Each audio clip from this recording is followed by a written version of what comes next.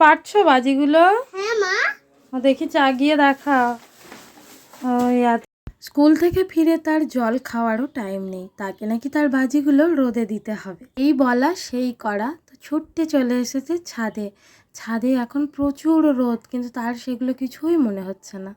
ভাবলাম ওকে একটু হেল্প করি। ও বাবা, তার তো আবার আমার হেল্প নেওয়ার দরকারই নেই, বলছে তুমি চলে যাও না, আমি আমার একা একা সব করে নেব।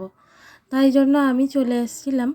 আর ও দেখছি আবার নিজে নিজেই এত রোদে সব রোদে দিয়েছে। ভালো ছেলে নাকি আমার বড় হয়ে গেছে, আমায় বলছে আমি তো বড় হয়ে গেছি, তুমি চলে যাও না।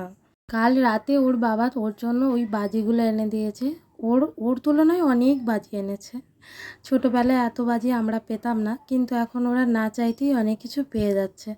আর ও তো দুপুরবেলা বাড়ি চলে এসেছে, এসে বলছে আমাদের বাড়িতেও লাইটগুলো লাগিয়ে দিই।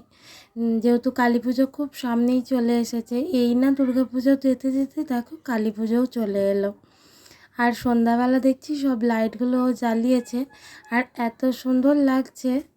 চলো তোমাকে আমাদের বাড়িটা আমাদের নিচ থেকে দেখাই, রাস্তা থেকে দেখো এটা আমাদের বাড়ি, আর কেমন লাগছে অবশ্যই জানিও। তারপরে সন্ধ্যাবেলা বড়মাদের বাড়ি হচ্ছিল। এখন যেহেতু দামোদর মাস পড়ে গেছে, সেই জন্য বড়মাদের বাড়ি কীর্তন হচ্ছিল, সেইখানেও চলে গেছিলাম একটু কীর্তন শোনার জন্য। আজকের ভিডিওটা কেমন লাগলো আশা করি সবাই জানিও। টাটা।